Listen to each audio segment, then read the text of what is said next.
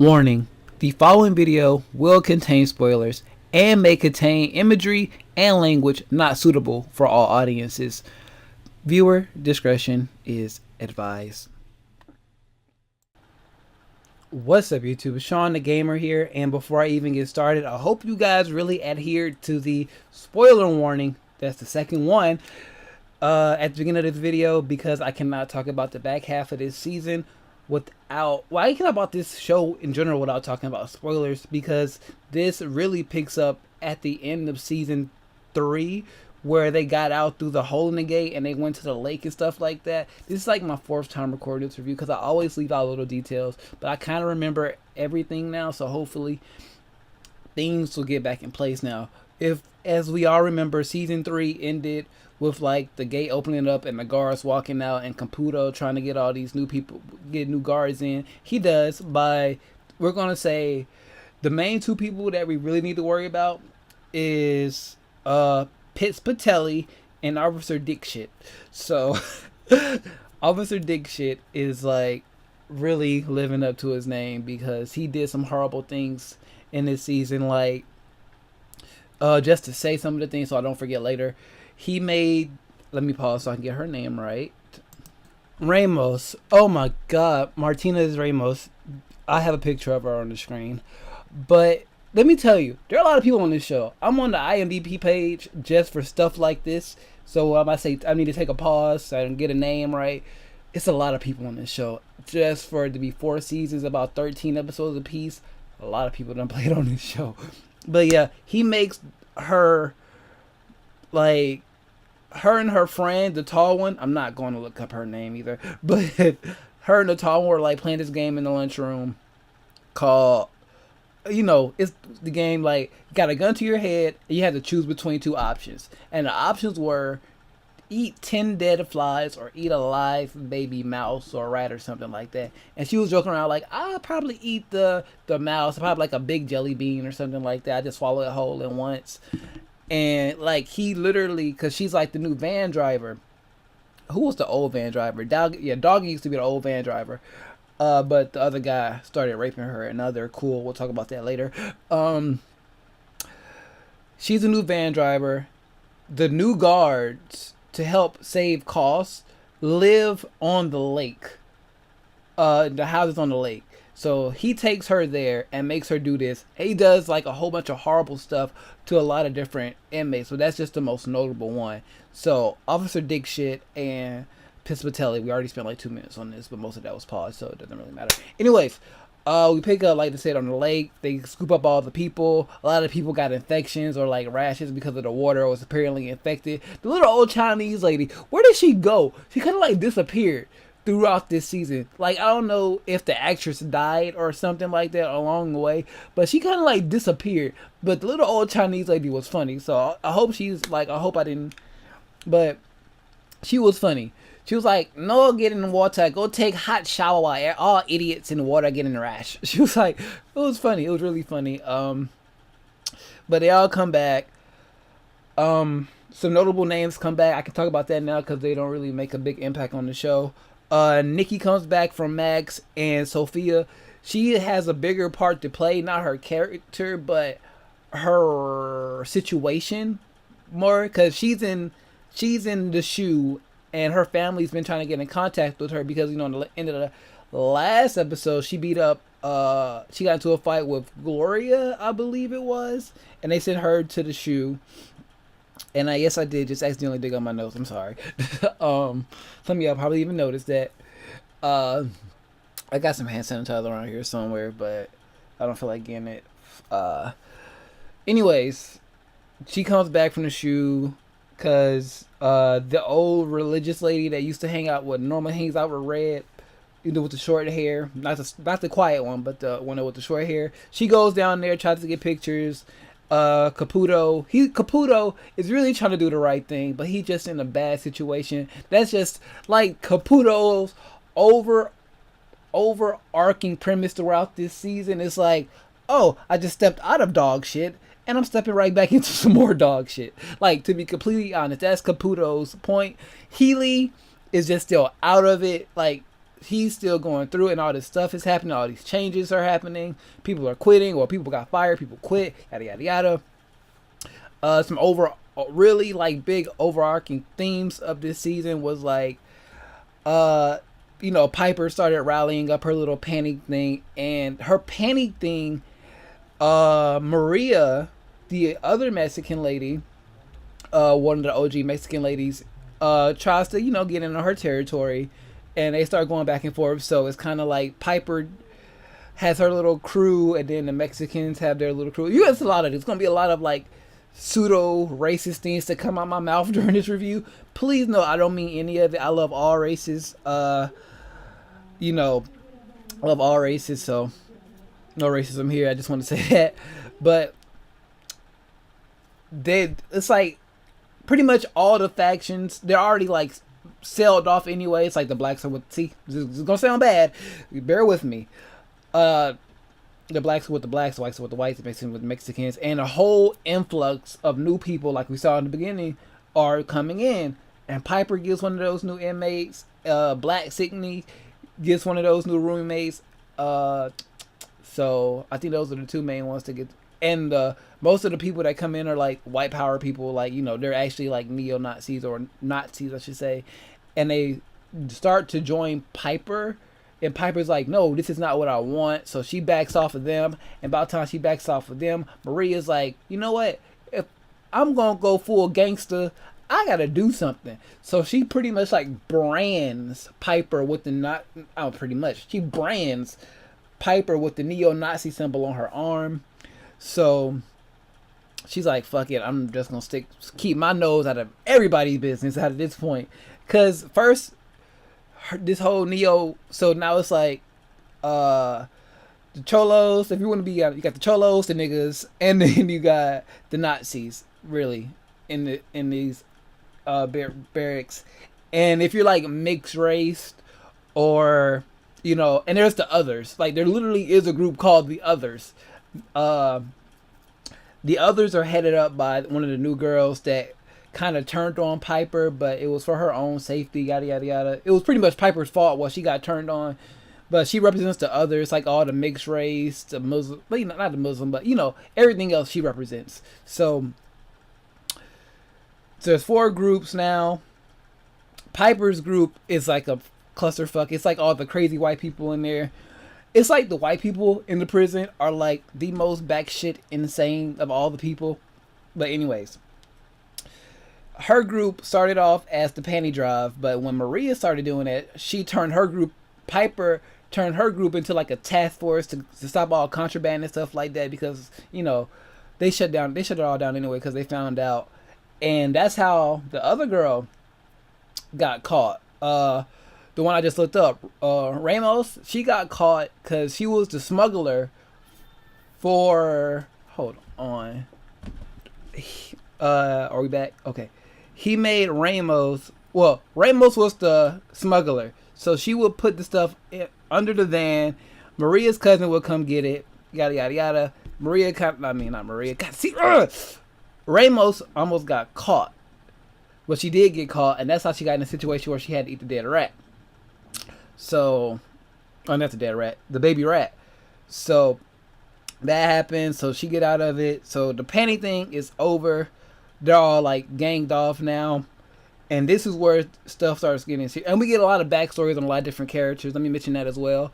Like we get a backstory on Crazy Eyes. There was the crazy girl that Boss thought. Oh, did we talk about Boss yet? We have not talked about Boss yet. So the crazy girl that Boss thought was sent to kill her, had to get that out right, actually saved her life, because when Boss was in the garden shed house, the guy came and tried to kill her. He snuck into a guard uniform, and then the crazy girl tried to kill her. Or the crazy girl killed him, and they cut off the body. Her and like the other old lady that hangs with Red, the one that's like really crazy, that killed like 15,000 people apparently, and those 3 cut up the body. They hide in the garden. So right now the prison is overpopulated. Caputo is trying to get new programs put in place to get, keep him busy and stuff like that. He tries to get an educational program. He doesn't get an educational program. What he gets is a program, a construction program, because they're literally going to build a new cell for the prison. So they cut up the body, they scatter it in the garden. When they dig up the garden, because they have to dig up the garden, because it was either dig up the garden or something else. I forgot what the other option was, but it was like the option they wanted to go with, but they couldn't get in contact with Caputo to make the call clear. So Pispatelli, he makes the call. Pispatelli makes a lot of horrible calls. Pispatelli is a piece of shit too. So he makes the call, gets the garden dug up. They find the body. They're freaking out. Long story short, Piper and Red find out. They send Red in for interrogation. They find the keys that the dead man had in behind Red's safe. So she gives up the girl's name. It starts Lauren. No, that's not Lauren. Whatever. They give up the other crazy girl. So she's in psych where she belongs. Her and Healy kind of had this thing going on where the girl was like really messed up in the head, and it was the same condition his mother had. So he had a real connection with her. The girl built a time machine out of foil, leftover scraps, and cardboard, and the time machine is cursed apparently.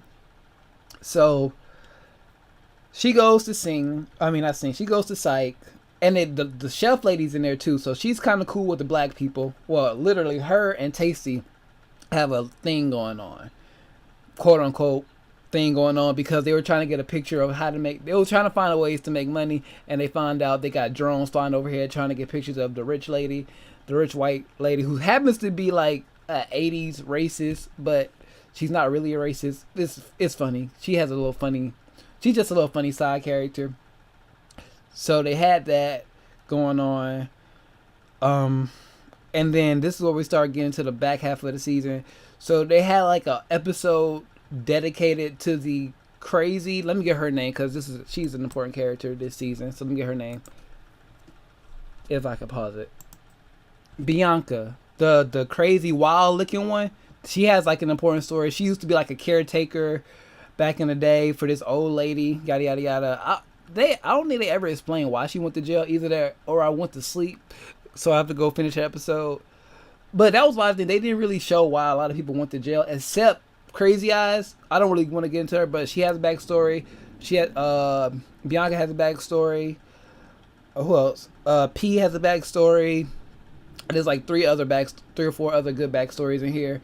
Oh, since we're in the Mexican territory now, not Maria, Diaz, Mama Diaz is getting out of jail, so she gives baby Diaz, to Gloria to be her prison mother. So yada yada yada. But Maria's fucking crazy, and those three were kind of like, I don't want to say they were kind of like this, but they were like the head of like the light brown population, not the blacks, but the light brown population. So Maria's fucking crazy, and Gloria's like, trying to lay low, and Maria's out. So, but Daya, her whole time there has been with her mother.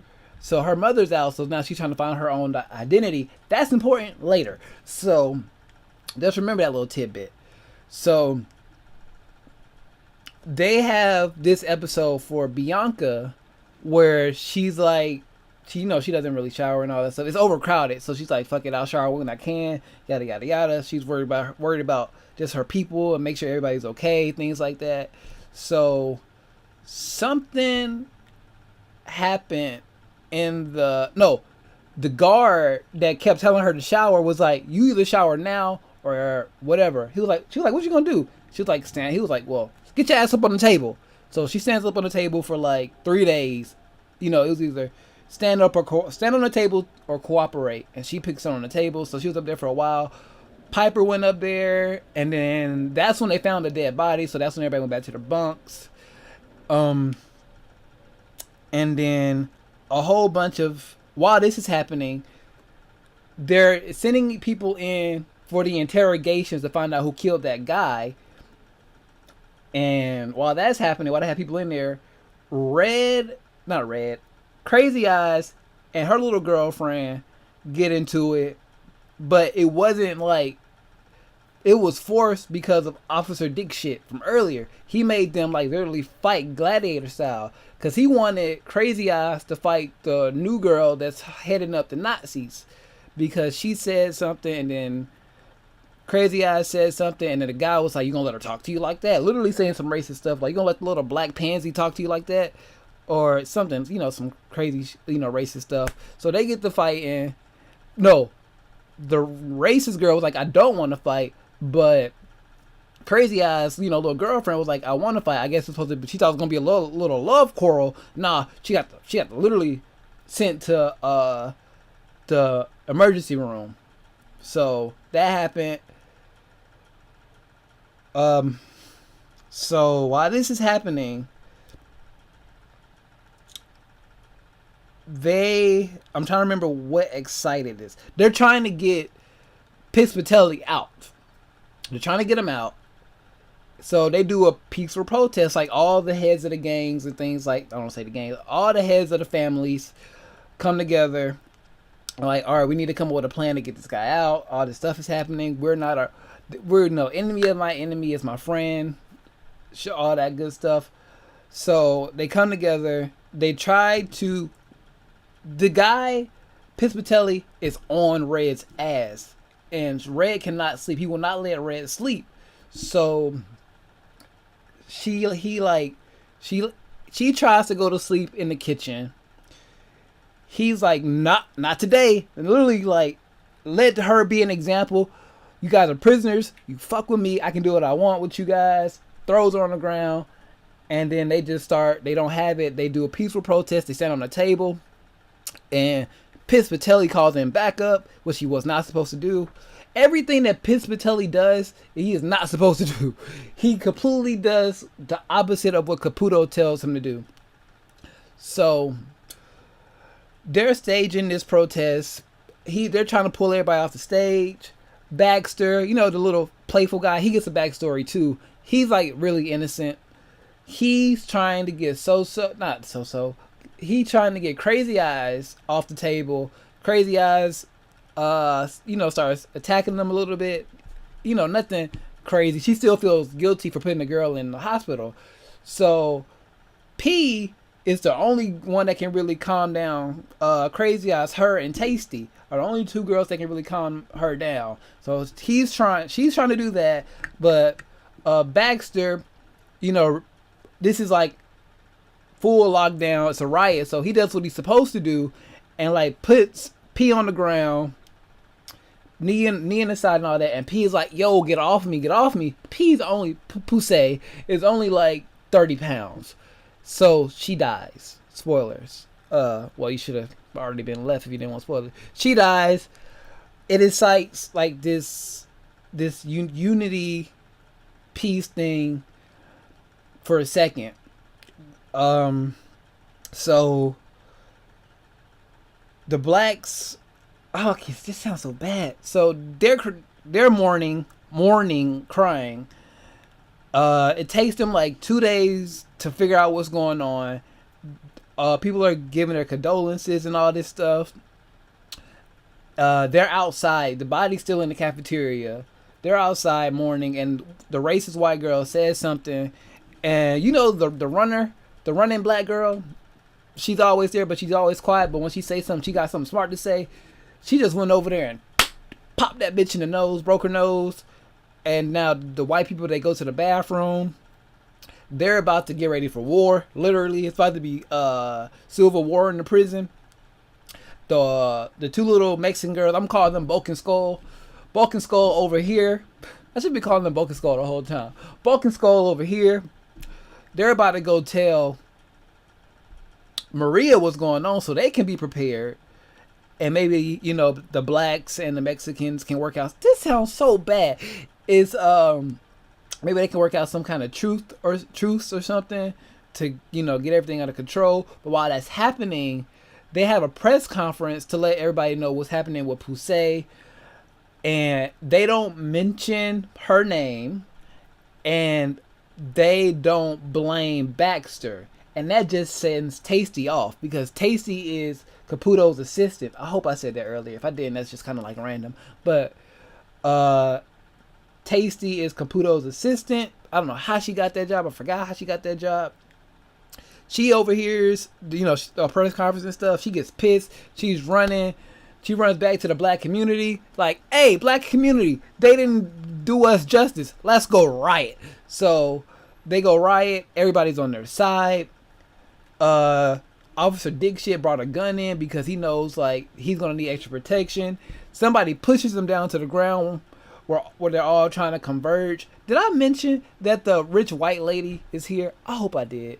God, I hope I did, because she's funny, but I think I mentioned her. The rich white lady is there. The chef lady. They're trying to get her out because they don't want her down. They don't want her there when all this stuff goes down. So it's like literally 4 exits or 4 hallways, and all these people are coming. Guy drops the gun. You see somebody step up and pick the gun up, and it's motherfucking Daya. Motherfucking Daya. I'm like, yo, son, Daya, what are you doing? Cause like Daya, that's bae. Daya is bae. So that's going on. Daya has a gun. Officer Dickshit is on his knees. She makes is Officer Dickshit and the poor little white lady ain't ever did. She's like, I don't think there's nothing gonna happen to the little white lady.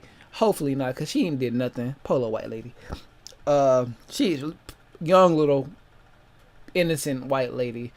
Anyways, Officer Dickshit is there, and you're like conflicted. This is the last frame. This is Walking Dead cliffhangers. So last frame, Daya's with the gun in her hand. Like, is she gonna do it? Is she not? Because you want this guy to die, but you don't want Daya to do it. Hey, this guy's a dick. You want him dead, but it's like, damn, Daya, think about your baby. Think about your baby, Daya. Your mom is out there. She's about to, she's trying to get better. She's trying to start up her own little nail salon and all this stuff. And you out and you got this man on his knees, like literally down on the ground, hands above his head. Like, Daya's a fucking G right now. Daya's going, this is crazy. And like Red saw it all coming. Red was like, look, I got my girls back. We got my whole family back. And I don't want them anywhere near what's about to go down. She just felt something big was about to go down, and she was right. So season 4 ends on the cliffhanger. I'm not gonna lie, the last couple episodes, the P stuff, I don't want to say pussy because that just gets old and irritating.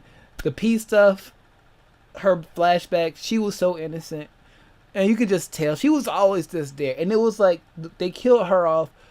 She was relevant throughout the season, but not the most relevant person. Like, I think she was in mostly every episode, background, giving her little 2 cents and all that stuff. With her little girlfriend, So, they had their little drama. And just watching them develop that little relationship. And it was just crazy. I hope I mentioned Sophia's back from the shoe. I think I mentioned all this good stuff. So, what did you guys think about it? Like, it really jerked a couple of tears out of me at the end of this. There's not a lot of things I cried for. I cried when Jon Snow died. I cried when Edge retired. I cried when what Negan's about to do on the show. That whole can we just go back to that for a split second? That whole last episode of The Walking Dead is crazy. Mind you, let me just show you. Like, I have one of these. This is a grinder. So you should know what I do with this. Most of the time, I'm doing that when I'm watching this stuff. So, a tear jerk is just, it's like, movies you're supposed to cry at, like The Pursuit of Happiness. Those movies make me laugh. Stuff like Jon Snow dying makes me cry. The Red Wedding. Anyways. Next up, you're going to be seeing this video before anything else. Probably next thing you'll see after the video is another VGC battle using another, stupidly overpowered team, because that's what the meta is. And they will probably talk about some Dragon Ball Z stuff during the weekend as well, because we got some title leaks. But that's all stuff coming for the future. But how did you feel about Orange is the New Black season 4. Have you watched it? I gotta watch Voltron too, so get ready for that review coming sometime next week. So, what did you guys think about season 4 of Orange is the New Black? Did you guys agree with some of the stuff that I didn't really give any opinion. I thought it was a good season. The best season so far out of the 4. It was really good. I can't wait to see how they pick up with season 5. Are they gonna start off with that exact moment? Are they gonna do flashbacks and things like that, or just have people talk about it for a while and then we actually see what happens a couple episodes later? I just want to know how we're gonna pick up with season 5. No complaints about the show itself. It's Orange is the New Black. They get better and better every season. So the cast is lovely. Hope I covered all the major points, like boss almost getting killed, cutting up a guy, and all that good stuff. If you watch, just watch the show. If I missed anything, you'll know because you've watched the show. So if you want to follow me on anything other than YouTube, Facebook, Instagram, Twitter, and Twitch, all linked in the description down below. Leave your comments, things like that. Share this video with your friends and subscribe if you have not already. Like this video to show your support. And with all of that being said, hope you enjoyed this video. I keep talking. I just keep wanting to talk, but I'm out of here.